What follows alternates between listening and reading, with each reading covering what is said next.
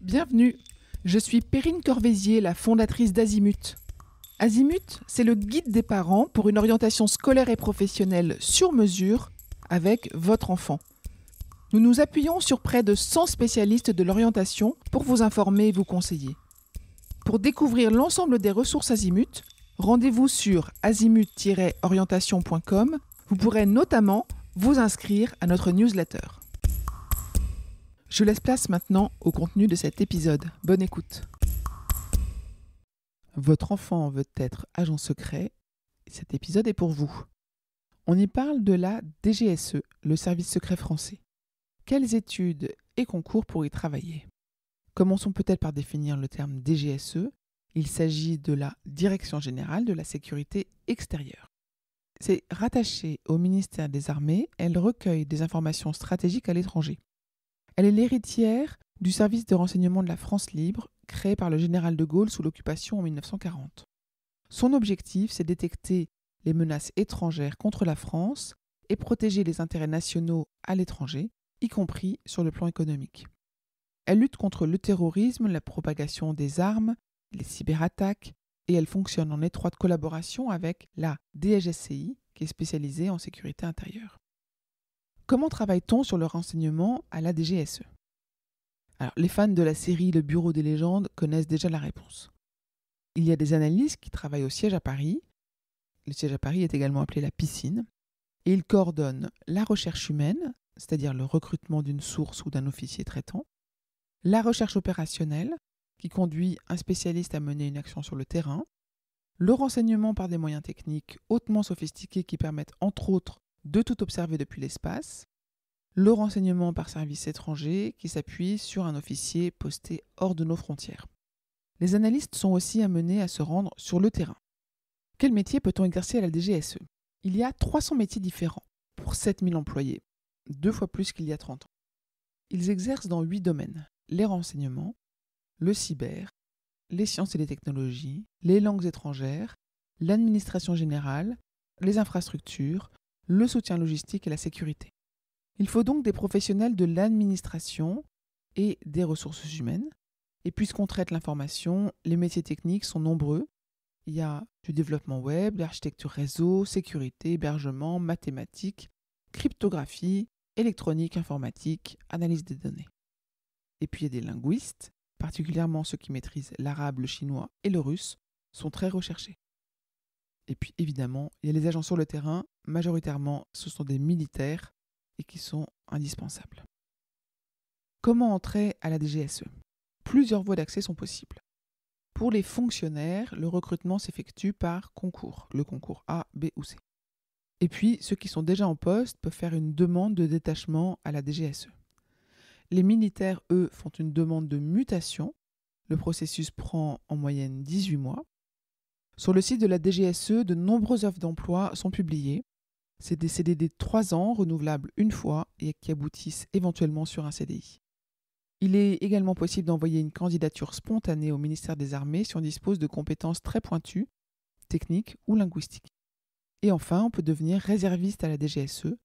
On a environ 30% de militaires, 30% de contractuels et 40% de fonctionnaires. Quelles sont les conditions et les qualités nécessaires pour travailler à la DGSE ? Rentrer à la DGSE, ça requiert un esprit sain dans un corps sain. Il faut être citoyen majeur français, avec un casier judiciaire vierge, sans aucune addiction. Il faut être en bonne condition physique, faire preuve de discrétion absolue et de disponibilité pour partir en mission. Il faut passer différents tests qui permettent de déceler les vulnérabilités sur le plan de la sécurité, enquête d'habilitation avec étude de l'entourage, tests psychologiques, etc. Et puis avoir une grande force de caractère, de la souplesse d'esprit, de la psychologie, une capacité d'adaptation rapide, une bonne gestion du stress. Quelles sont les opportunités à la DGSE pour les diplômés Bac+5 ?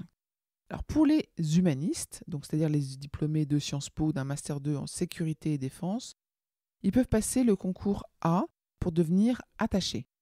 Ce concours est très difficile et il propose peu de places. Il y en a eu 45 par exemple en 2023.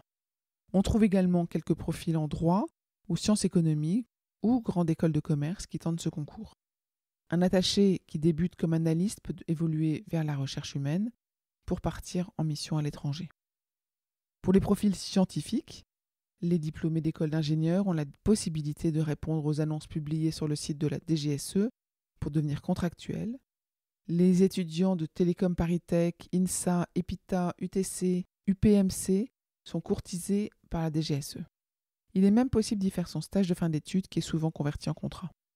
Si la DGSE propose des salaires en conformité avec la fonction publique aux attachés, ceux des informaticiens sont en ligne avec le marché.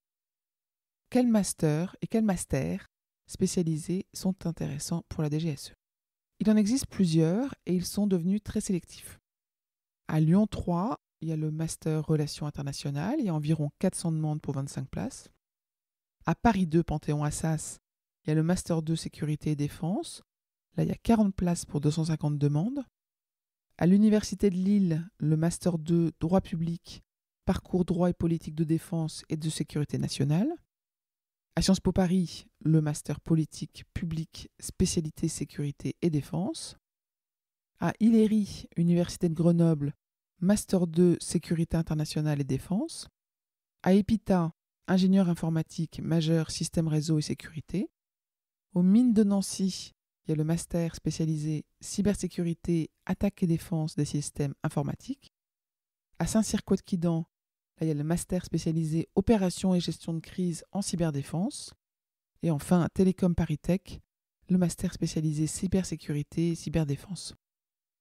Et quand on n'est pas diplômé Bac+5, est-ce qu'on peut travailler à la DGSE? Alors pour les BTS et les BUT, alors je rappelle, les BTS, brevet technicien supérieur, et BUT, c'est le bachelor universitaire de technologie, en génie civil, en génie climatique, en photographie, en chimie, en informatique, etc. Là, c'est le concours B qui proposait 15 postes de contrôleurs spécialisés en 2024, donc c'est très peu. Pour ce même concours B, il est possible de devenir secrétaire administratif spécialisé pour des profils généralistes, et là, il y a 30 places. Sans le bac, il existait 40 postes d'adjoints administratifs par concours C et 15 postes de surveillants. En conclusion, il existe à la DGSE beaucoup de postes intéressants, adaptés à tous les profils. La diversité est d'ailleurs particulièrement recherchée dans les recrutements. Les possibilités d'évolution sont nombreuses et l'accent est mis sur le développement des individus grâce à la formation et à la construction de parcours personnalisés dans les domaines très variés. 2000 embauches ont été prévues jusqu'à 2025, ainsi qu'un déménagement dans de nouveaux locaux modernes à Vincennes en 2028. Donc voilà de belles opportunités pour des hommes et femmes qui se sentent l'âme patriotique sans être attirés par l'armée. Je vous retiens quelques instants. Vous écoutez peut-être sur Apple ou sur Spotify ou sur Deezer ou sur une autre application de podcast.